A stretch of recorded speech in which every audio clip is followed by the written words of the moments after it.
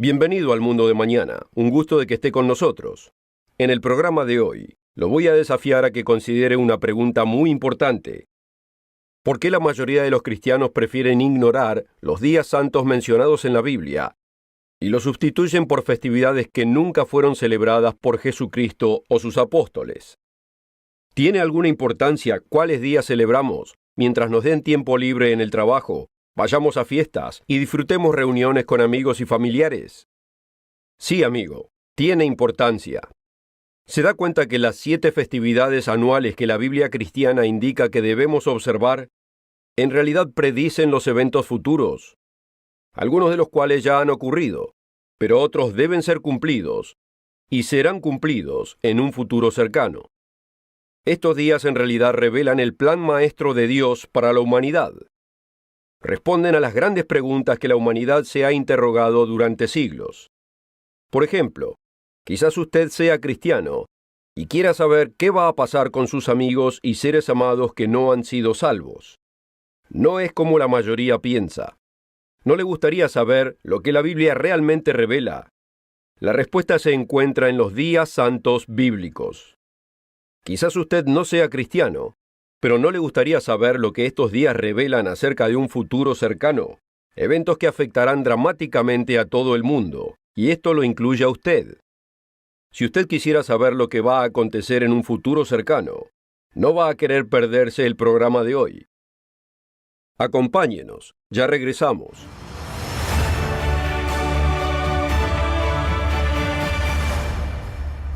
Bienvenido nuevamente al Mundo de Mañana. En el programa de hoy, veremos cómo los días santos bíblicos tienen un profundo significado para usted, para sus seres amados y para toda la humanidad. Prepárese para una gran sorpresa. El primer día santo bíblico es conocido como Pascua. Para entenderlo debemos retroceder en el tiempo, un largo tiempo, aproximadamente 3.450 años atrás, porque ciertos eventos que ocurrieron entonces establecieron el escenario para eventos que tomarían lugar en un futuro distante. El año era el 1440 a.C.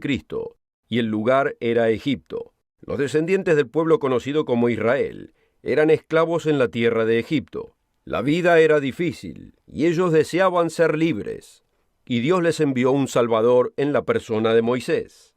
El mensaje de Moisés era simple: deja ir a mi pueblo. Amigo, póngase en las sandalias de Faraón. Él gobernaba uno de los imperios más grandes de ese entonces. ¿Quién era este Moisés que demandaba tal cosa? Lo que el faraón no entendía era que el autor de esta petición era el Dios Todopoderoso, el creador de los cielos y la tierra. Los estudiantes bíblicos saben que Dios usó a Moisés para derramar 9 imponentes plagas en Egipto, destruyendo el sembradío y el ganado y haciéndoles la vida miserable. Pero el faraón rehusaba dejar salir a Israel. Pero llegaría otra plaga, la 10ª plaga, la cual es relevante inclusive hasta en el día de hoy. Veamos cómo le fue anunciada a Faraón. Dijo pues Moisés: el Señor ha dicho así: a la medianoche yo saldré por en medio de Egipto, y morirá todo primogénito en tierra de Egipto. Y habrá gran clamor por toda la tierra de Egipto, cual nunca hubo antes, ni jamás habrá. Pero contra todos los hijos de Israel, ni un perro ladrará, ni a hombre ni a bestia, para que sepan cómo el Señor hace distinción entre los egipcios y los israelitas. ¿Cómo pudo tomar lugar tal separación entre los israelitas y los egipcios? Los israelitas fueron instruidos en separar un cordero de un año y matarlo en el ocaso del día 14 del mes. Y luego, con parte de esa sangre, deberían pintar los dinteles de la puerta y los postes laterales de la puerta en las casas donde vivían. Después de esto deberían rostizar y comer el cordero con pan sin levadura e hierbas amargas, y quedarse dentro de sus casas hasta que amaneciera. Veamos qué pasó con los egipcios y todos los demás que no siguieron esta instrucción. Y aconteció que a la medianoche el Señor hirió a todo primogénito en la tierra de Egipto, desde el primogénito de Faraón que se sentaba sobre su trono, hasta el primogénito del cautivo que estaba en la cárcel, y todo primogénito de los animales. Este evento fue recordado año tras año por los hijos de Israel, acompañado de una comida especial en el día asignado. Y les fue instruido que les enseñaran a sus hijos lo siguiente: y cuando os dijeren vuestros hijos, ¿qué es este rito vuestro? Vosotros responderéis, es la víctima de la Pascua del Señor, el cual pasó por encima de las casas de los hijos de Israel en Egipto, cuando hirió a los egipcios y libró nuestras casas. La Pascua es el primero de 7 festivales anuales que les fueron dados a Israel, pero tiene significado para mucho más lejos que ese momento y que cualquier nación en particular. Casi 1500 años después, otro Salvador llegaría en la persona de Jesucristo. Él es el Salvador no solo de Israel, sino de todas las naciones y razas. Y la Pascua tomaría un significado mucho más grande. Cuando llegó a sus 30 años, Jesús de Nazaret comenzó a predicar el Evangelio, o sea, las buenas nuevas del reino de Dios. Él hacía milagros tan genuinos y extraordinarios que hasta sus críticos tenían que admitir que eran obra de Dios. Cuando un fariseo y dirigente judío se acercó a Jesús durante la noche, le confesó lo siguiente: Rabí, sabemos que has venido de Dios como maestro, porque nadie puede hacer estas señales que tú haces si no está Dios con él. Pero después de 3 años y medio, los celos y el resentimiento llevaron a los judíos a entregarlo a los romanos, para que fuese sacrificado. Esto es bien conocido por cualquiera que lea el Nuevo Testamento de la Biblia. Pero lo que generalmente no es entendido es la cronología de su muerte por crucifixión. Era costumbre de Jesús observar los días santos y fiestas que Dios le dio al antiguo Israel. Mientras él crecía, cada año su familia viajaba a Jerusalén, en el día que acabamos de leer, instituido hacía 1500 años atrás, para guardar la Pascua.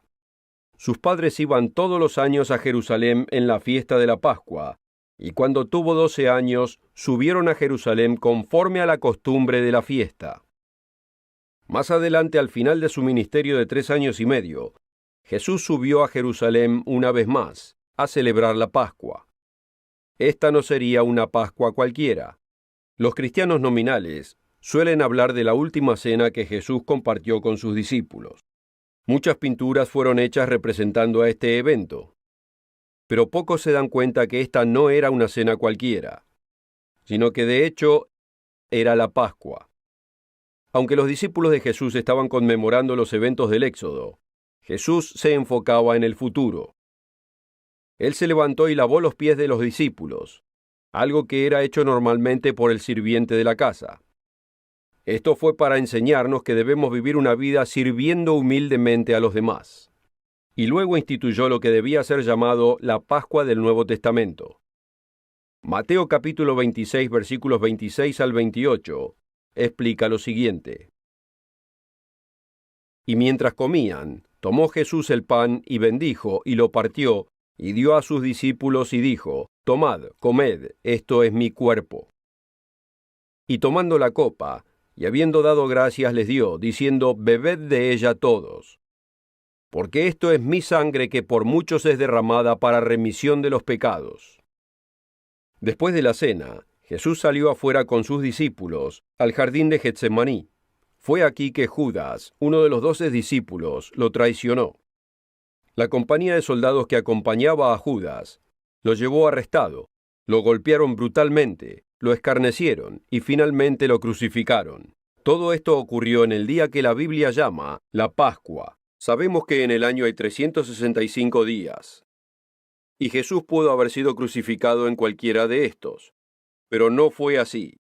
Fue crucificado en el día de la Pascua, después de haber celebrado la cena de la Pascua la noche anterior.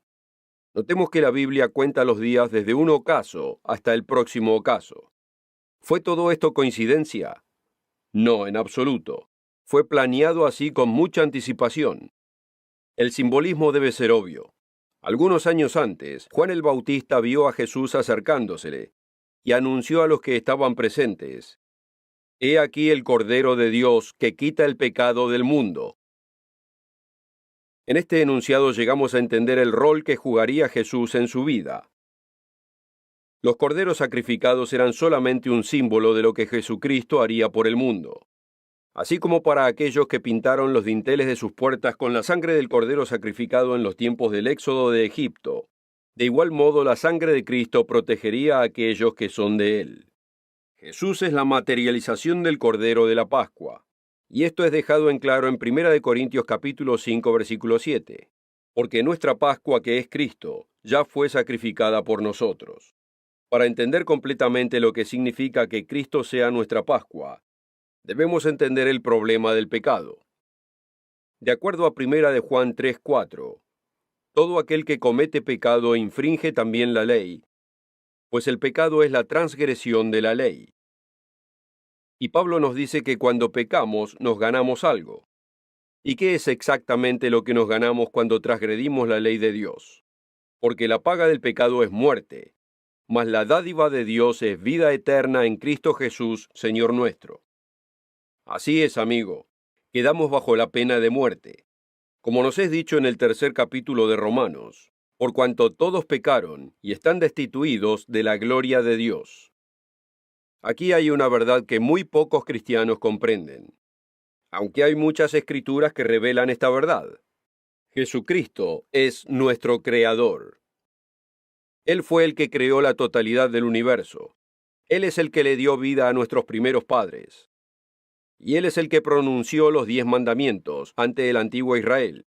Por lo tanto, la vida de Él es tan valiosa que Él puede dar su vida en intercambio por la nuestra. Todo esto es confirmado en el 1er capítulo de Colosenses. Refiriéndose a Cristo nos dice lo siguiente: en quien tenemos redención por su sangre, el perdón de los pecados. Él es la imagen del Dios invisible, el primogénito de toda creación. Y el contexto claramente indica que aquí se refiere a Jesucristo. Porque en Él fueron creadas todas las cosas, las que hay en los cielos, las que hay en la tierra, visibles e invisibles, sean tronos, dominios, principados, potestades. Todo fue creado por medio de Él y para Él. Y Él es antes de todas las cosas, y todas las cosas por Él subsisten. Y Él es la cabeza del cuerpo que es la Iglesia. Él es el principio, el primogénito de entre los muertos, para que en todo tenga la preeminencia. Así que hagamos un resumen. Israel sacrificaba un corderito inocente y pintaba su sangre en los dinteles y postes de las puertas. En la noche de la Pascua, el primogénito de toda casa que no estuviese protegido por la sangre moriría. A todo primogénito que tuviese la sangre del cordero cubriendo su casa, se le perdonaba de la muerte. Jesucristo llegó a este mundo para ser la realidad de ese cordero de Pascua. Él fue brutalmente sacrificado para pagar la penalidad que nos ganamos nosotros mismos cuando pecamos.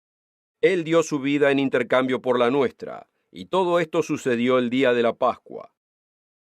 Porque esta antigua ceremonia apuntaba hacia un cordero perfecto que vendría.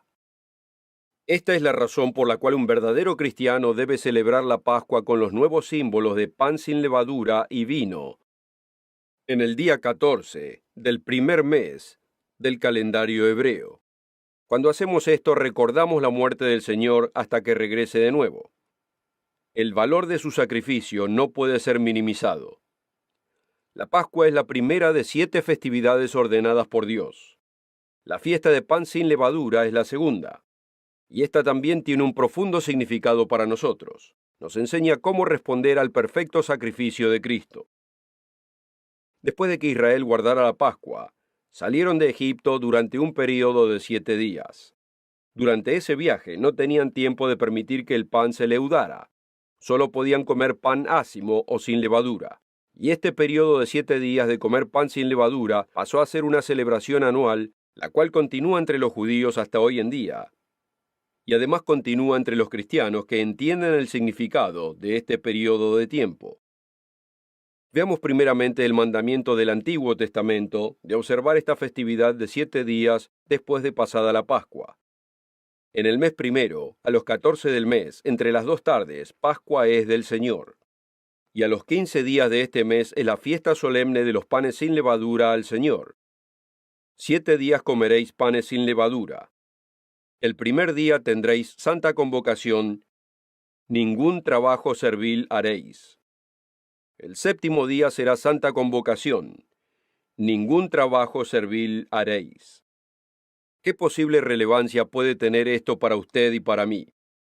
Muchos piensan que esto es solo para los judíos, y que hace mucho fue abolido por el sacrificio de Cristo. ¿Pero es esto lo que la Biblia enseña? Veamos primeramente cómo Jesús guardó estos días desde su juventud. Y cuando tuvo 12 años, subieron a Jerusalén conforme a la costumbre de la fiesta. Y acabados los días, volviendo ellos, se quedó el niño Jesús en Jerusalén. Notemos que la Pascua es solamente un día, pero la referencia aquí de los días es entendido por los serios eruditos bíblicos que se refiere a los días de pan sin levadura que prosiguen después de la Pascua. Algunos contienden que esto fue antes de su sacrificio y que después de su crucifixión estos días ya no deberían ser observados. Pero nuevamente, ¿es esto lo que enseña la Biblia? El apóstol Pablo muchas veces es usado para decir que todas estas festividades fueron abolidas. Así que veamos sus propias palabras con relación no de los judíos, sino de los gentiles en la ciudad de Corinto. Aquí encontramos que un gran pecado ocurría con uno de los miembros de esta congregación. Pablo explica que la tolerancia hacia ese pecado era como la levadura cuando se hincha. En otras palabras, estaban llenos de orgullo por su actitud permisiva. No es buena vuestra jactancia. ¿No sabéis que un poco de levadura leuda toda la masa? Limpiad pues la vieja levadura, para que seáis nueva masa, como sois sin levadura, porque nuestra Pascua, que es Cristo, fue sacrificada por nosotros. Y notemos lo siguiente: así que celebremos la fiesta, no con la vieja levadura ni con la levadura de malicia y de maldad, sino con panes sin levadura de sinceridad y de verdad. Esta es una clara admonición del apóstol Pablo a los corintios gentiles de que celebren la fiesta. Pero es más que esto. Nos da la comprensión del Nuevo Testamento del significado de esta fiesta.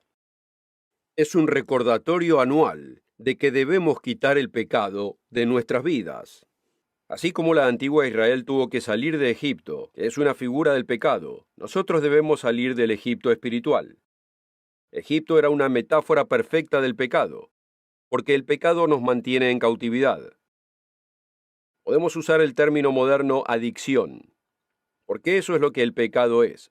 El pecado nos esclaviza, y pasamos a ser adictos del mismo, y es un capataz muy cruel.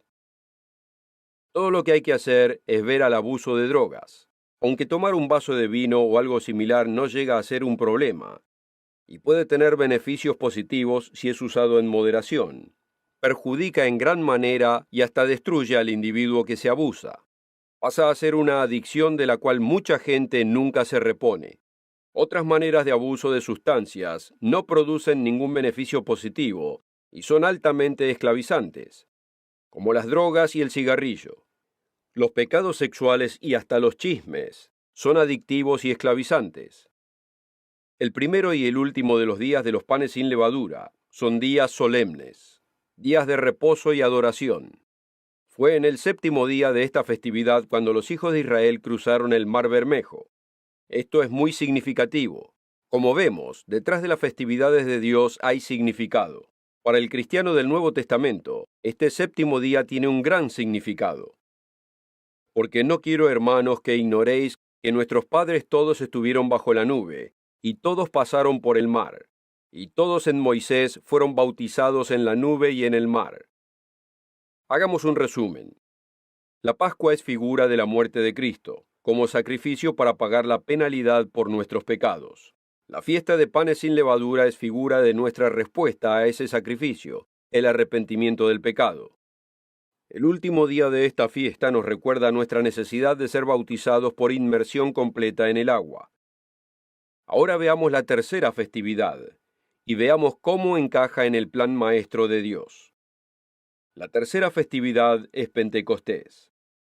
Este fue el día cuando Dios hizo un pacto con Israel después de la salida de Egipto, y les dio los 10 mandamientos. Un pacto es un acuerdo entre dos partes.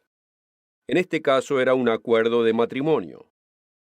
La parte de Dios era de ser el esposo de Israel y bendecir a la nación con prosperidad, buena salud y una sociedad armoniosa.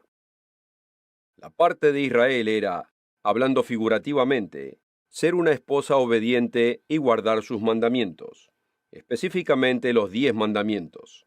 La historia nos demuestra que Israel no guardó el acuerdo, le fue infiel a Dios, y él la divorció. Así es, ellos querían las bendiciones que Dios ofrecía, pero los mandamientos no estaban en sus corazones. Este problema sería solventado en el futuro. Ezequiel profetizó de esto diciendo: y les daré un corazón y un espíritu nuevo pondré dentro de ellos, y quitaré el corazón de piedra de en medio de su carne, y les daré un corazón de carne, para que anden en mis ordenanzas, y guarden mis decretos y los cumplan, y me sean por pueblo, y yo les sea a ellos por Dios. En vez de mandamientos escritos en piedra, Dios le daría a Israel un corazón educable, en el que estos mismos mandamientos fuesen escritos. Esto es lo que significa el nuevo pacto. Citando al profeta Jeremías, el apóstol Pablo describe el problema y la solución. Notemos cuidadosamente que el problema no es la ley de Dios, sino el corazón del hombre. Porque si aquel primero hubiera sido sin defecto, ciertamente no se hubiese procurado lugar para el segundo. Porque reprendiéndolos dice: He aquí vienen días, dice el Señor, en que estableceré con la casa de Israel y la casa de Judá un pacto nuevo. Por lo cual, este es el pacto que haré con la casa de Israel después de aquellos días, dice el Señor. Pondré mis leyes en la mente de ellos, y sobre su corazón las escribiré. Y seré a ellos por Dios, y ellos me serán a mí por pueblo. La fiesta de Pentecostés llegó poco después de la resurrección de Cristo. Así como aconteció algo espectacular en Pentecostés cuando Israel salió de Egipto, también algo espectacular ocurrió en este Pentecostés. Los Hechos capítulo 2 describe cómo Dios derramó su espíritu en los creyentes que estaban reunidos obedeciendo ese día. Amigo, en el primer Pentecostés, Dios entregó los 10 mandamientos escritos en piedra. En este nuevo Pentecostés, Dios le dio el Espíritu Santo a la humanidad para escribir los mismos mandamientos en la mente y en el corazón. Los Hechos capítulo 2 versículos 36 al 38 resumen el significado de estas 3 festividades bíblicas. El apóstol Pedro predicó un mensaje poderoso en el primer día de Pentecostés, después de la crucifixión y de la resurrección de Jesucristo. En este, convenció a los judíos que estaban ahí reunidos que eran culpables de haber matado al Mesías tan esperado. Fueron convencidos de sus acciones y querían saber qué hacer respecto a este trágico pecado que cometieron. Notemos cómo al final del poderoso mensaje de Pedro, en ese día de Pentecostés, encontramos la Pascua, el reconocimiento de que Cristo dio su vida por nosotros, los panes sin levadura, nuestra respuesta de arrepentimiento seguida por el bautismo, y Pentecostés, la llegada del Espíritu Santo para escribir la ley de Dios en nuestro corazón y nuestra mente. Sepa pues ciertísimamente toda la casa de Israel que a este Jesús que vosotros crucificasteis, Dios ha hecho Señor y Cristo. Entonces, oído esto, fueron compungidos de corazón y dijeron a Pedro y a los otros apóstoles: Varones, hermanos, ¿qué haremos? Y Pedro les dice: Arrepentíos, y bautícese cada uno de vosotros en el nombre de Jesucristo para perdón de los pecados, y recibiréis el don del Espíritu Santo. Hay 7 festividades anuales de Dios presentadas en el Antiguo y en el Nuevo Testamento. Hoy solo tuvimos tiempo de cubrir las primeras 3. Las próximas 4 no han sido cumplidas y revelan eventos espectaculares que acontecerán en un futuro cercano.